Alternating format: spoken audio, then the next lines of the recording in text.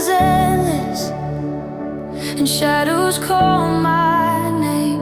When my heart is restless, I whisper through the pain. I know you hear me, even when I fall. You lift my spirit when I give you all. Let's be honest about it. People pleasing is trauma. It is caused by trauma. It's unchecked trauma that is often because a person has a fear of abandonment, rejection, or even just a fear of conflict. I am Deidre. I am a licensed clinical social worker associate. And welcome to my page. I've been working with children for a while, and today we're going to be talking about people pleasing in children and why or how it starts in childhood and the importance of adults helping children to check that part of them, right?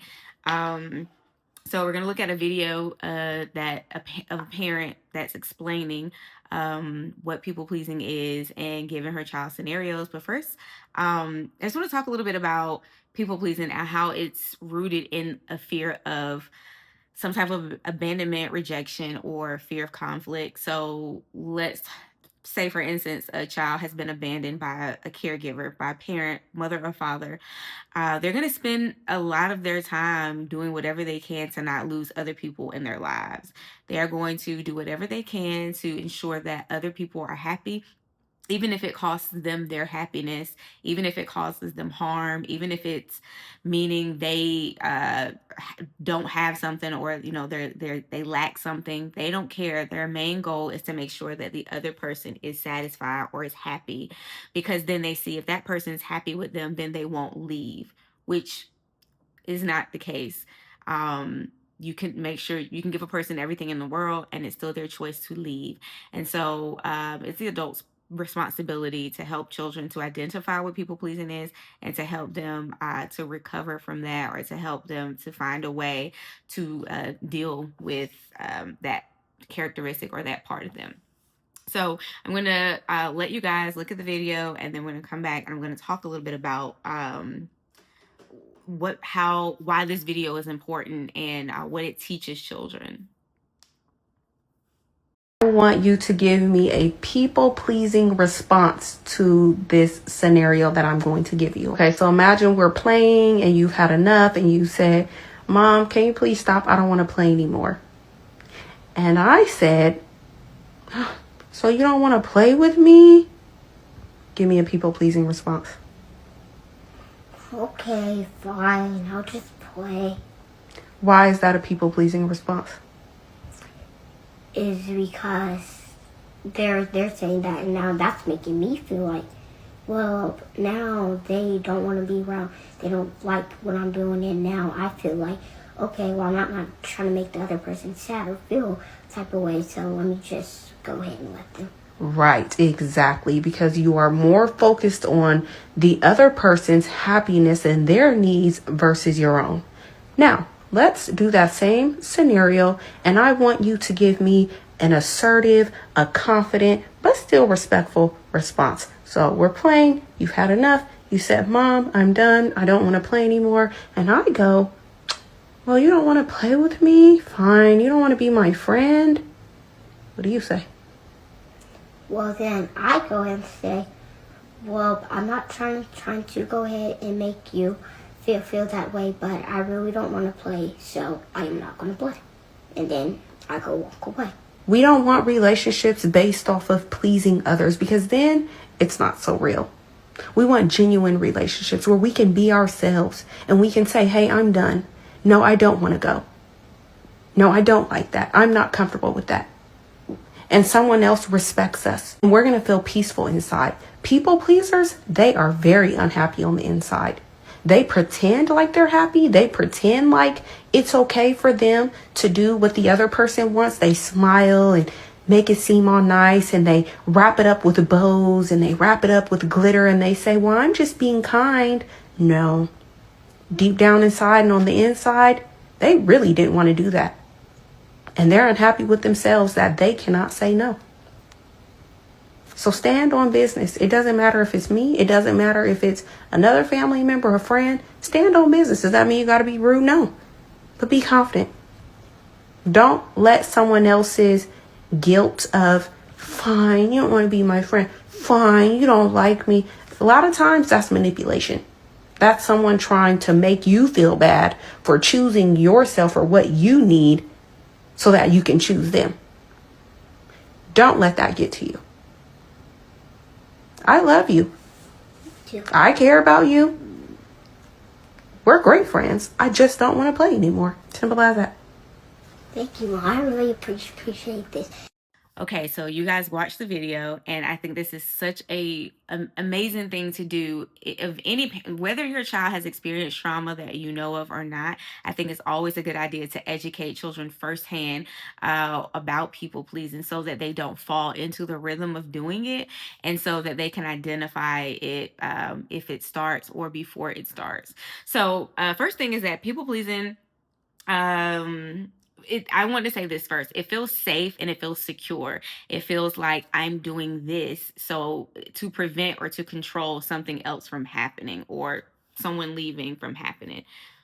Again, we know that's not the case. Most of the time, all the time, it's not the case, because you're never going to be able to make somebody happy all the time, and someone else's happiness is not your responsibility anyway. So that's another story for another day. So let's start with teaching them about people pleasing. It teaches children that they are important, that their needs are worthy of being met. That means you are worthy of being happy. You are worthy of someone pouring back into you. You're worthy of you being able to say, no, I don't want to do X, Y, and Z. You're worthy of that. And it teaches children that it teaches them just that they are worthy of their needs being met. Number 2 is it teaches boundaries. It lets them know that boundaries are healthy. Boundaries are what's safe and secure. It teaches them that boundaries help them to respect themselves. And also it shows when they can put boundaries in place, it also helps a person to be more inclined or more likely to accept someone else's boundaries, because they know the importance of them. They know how they work. They know that they feel good to themselves for placing boundaries around certain situations. So it helps them to be able to accept boundaries as well. Number 3 is it teaches healthy relationship dynamics. No one is happy at all times in a relationship, whether it's a friendship or it's a romantic relationship, or if it's like a peer relationship. It doesn't matter. No one is going to be happy all the time. Conflict is going to happen, and it's how you learn to deal with conflict is what helps to grow relationships. So it teaches them what healthy relationships look like, but also it helps them to be able to kind of run if they see these red flags, and if they've done everything they can within themselves to say, maybe, I could, ask this person, tell this person that I don't like this, and they continue to still do it, then they know that, okay, this is a relationship that's not working out for me, and I don't have to stay in that place. And it also teaches them when it comes down to being able to say no, and that, let me go back to the boundary. So when it goes back to being able to say no, it teaches them that if they've already started people pleasing, or trauma has already happened to them, it teaches them that they can say no to anybody. It doesn't matter who it is. It doesn't matter what they've asked them to do that's unhealthy. They can say no, because what happens is, trauma happens, they'll get worried about someone leaving, and then that person, another person comes along and can abuse that. Another person can come along and say, well, trauma has happened to them. They've done everything in their power to try to make me happy. They're going to continue to do that, right? Or let's say a person leaves their life, like a caregiver leaves them, then they get into relationships, or, another adult abuses them. They're not going to have the ability, or they're not going to have the courage to really speak out about it, because they want that other person to be happy. They don't want anything to happen to that person. If it's another parent, if one parent leaves, and it's another parent that's abusing them, they're gonna be silent about it because they don't want to lose that other parent because they already know what that feels like. So that's another point about boundaries. Okay. It teaches self-control. So it teaches them that for one, I say it's a model for good self-control, because especially if it's an adult and a child interacting, that adult or older person or whatever, if they tell them they don't like what they're doing, that adult retreats, they stop, they don't do it anymore. And it shows that child what self-control looks like. Even though the parent might want to continue doing or playing or whatever it is, the child is uncomfortable, they don't want to, so the parent doesn't. So it teaches that child that how to control themselves, how to not be impulsive. It teaches them how to stop and think and refrain from doing something. Teaches that they do not need to hide their feelings, but instead express them. It's like, okay, this is what people pleasing looks like, but this is how we don't people please. You talk about it. So if someone has done something to you that you don't like, you don't have to hold it in, or you don't have to pretend to be okay with it. You can clearly just say, I don't like that. It doesn't feel good. It makes me feel like X, Y, and Z. Can you not do blah, blah, blah? And so, and also it saves them a lot of stress, because it's like, I don't like this. It's harming me. You hold it inside, and then we know that stress, we store stress in our organs. We store trauma in our organs. We store all these things, and it causes ulcers and all these other physical ailments and conditions. So it helps out with that as well.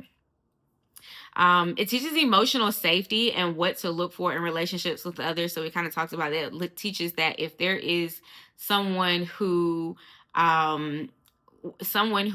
has other mental health conditions, or someone who is not a safe person, they can identify that and move along. They can say, okay, even though I like this person, it doesn't matter. I respect myself more. So I can see that, especially for people who are narcissists, they love that. People who have other mental health trauma, other traumas that have happened to them themselves, they tend to also sometimes turn around and inflict that same hurt or pain on other people. And so it teaches your child that I don't have to take that just because that person is handing me that pain or that trauma. I don't have to accept it. I can give it back I can let them hold on to that and want it to, someone else or whatever.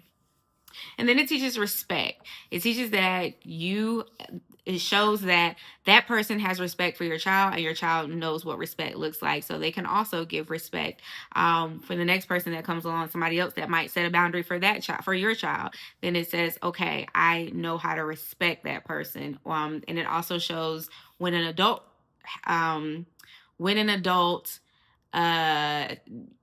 stops whatever the child is asking them to stop, or whatever the case is, it lets them know, okay, I feel respected when this person listens to my words, because now my words have meaning. My words are significant to someone, and so they feel respected, and then in turn they will give respect to others as well. So these are the things that stood out to me, that I've known for sure as a professional are tried and true and important things to teach your children when it comes to talking about people pleasing.